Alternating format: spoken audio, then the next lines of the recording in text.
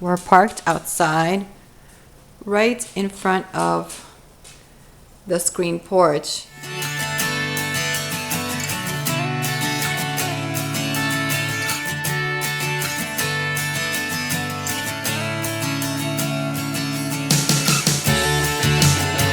The reason that we're there is we had to wash the RV before we head off.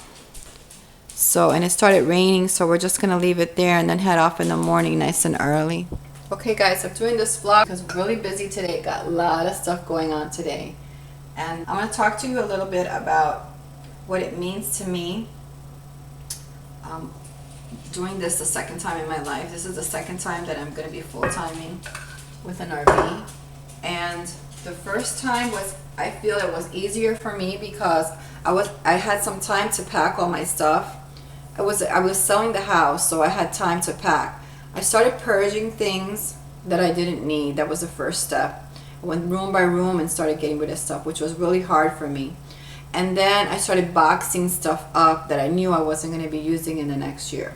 Then it came down to stuff that was getting left over. Like I knew the stuff that was essential that I wanted, but I wasn't going to use, I boxed those. Then there was things that I was using, so those things stayed to the side. Then as that happened, there's always more purging of stuff because you realize, well, I really don't need this, or I don't want this, or whatever. So then that stuff gets donated. I donated lots of stuff. I think the truck came to my house 3 times during the time that I was getting rid of items. Once I got the RV, I moved everything that I needed into the RV. I remodeled the RV, and it was great. My Winnebago had everything that we needed. And so then I knew there was stuff in the house that I didn't have to bring with me. So I was able to realize that, you know, a lot of stuff I could do without. So I packed all of those in boxes. And pretty much we were already moved into the RV when we sold the house, which was an easy thing. When I'm here, it's different because I'm using all the stuff that I'm here. And that's what a house is. A house is really, to me, after living this experience twice, it's an organized storage facility that you're paying for if you have debt, which is really not wise because all it is a storage facility. It's no different than a shed.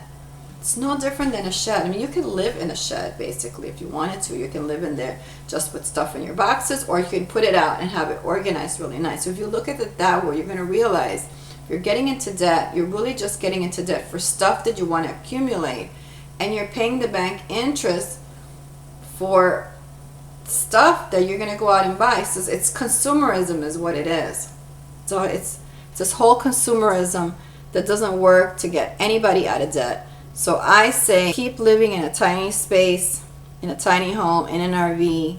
Save your money, go to different places. You have options to find work. So for me, a house to me is really a storage place where I can put my things out in a convenient location so that I can access them quickly and without effort. In an RV, it's different because you have stuff, and a lot of times your cabinets are small, so you really got to get stuff, you know, one on top of the other, and maybe you got to move something to get to the other thing. So there's not a lot of convenience in that, but at the same time, you're in a smaller space, so there is less maintenance on a daily basis. In a house, I have the convenience of being able to have all sorts of different pots. I can have non-stick, I can have stainless steel, I can have different size pots for different things. In an RV, that's not the case because I don't have as many cabinets and so much freedom to do those things. So I have to think wisely when I live in a small, tiny space. So in other words, like I have a cast iron because a large skillet that I travel with, and it's cast iron because I can do anything in the large cast iron. I can cook outdoors, I can cook in my barbecue with it, I can cook on propane with it. So rather than have non-stick, I have one skillet that I know serves me for anything that I want. At home, I can have different things. But as I'm journeying through this minimalism lifestyle, I'm realizing there's really a lot of stuff here that I put so much money into that I don't even use. Since right now in my bedroom, I have everything that I need for this trip in the RV. In my bedroom, you go in there and it doesn't even look like I moved anything because there's so much stuff still in there. So if you look at a house as being just an organized storage facility, you're going to realize that all it is about the stuff that you're buying. And you're saying you're not hoarders, but you are, because you're buying stuff that you really don't need. How many knives do you need? How many pots and pans do you need? If you just stick to having one good pot or 2 or 3 good pots, you don't need all of this other stuff. And I really like treasuring certain things and using those things that I really enjoy. It makes it a lot richer experience than just haphazardly grabbing things without even not thinking about it.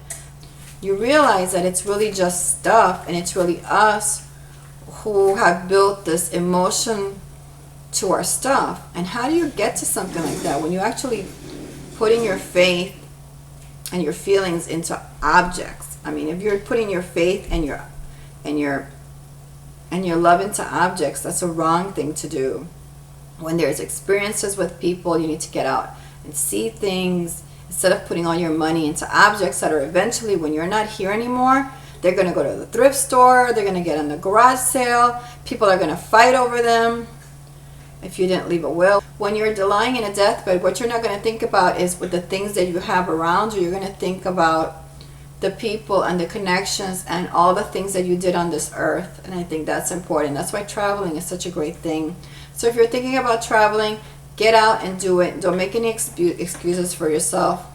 Take baby steps into downsizing if it's something that you think that you're going to want to do. That's the journey that I'm taking right now. As I start getting older, I realize that I don't need all the stuff that I have. So I'm not sure what this trip is going to involve me into.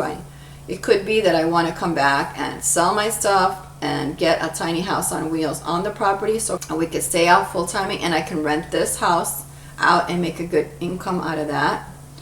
I'm not sure. This is a journey that I'm taking on this trip. I'm not sure what I want to do yet, if this is going to be the lifestyle that I want, or I want to come back and settle for a while and start working on the homestead and trying to be self-sustainable, maybe putting investing in solar panels and things like that for myself. Or I don't know. I know this is a journey that I want to take for this particular reason, because I'm on this transition from having so much stuff. I'm kind of I'm not going to say that I'm a minimalist at all, and I'm not, I don't have a lot of stuff like I used to have, but I came way down to the middle, and then I took steps back up unknowingly. It just kind of started coming back when my uncle sold his house.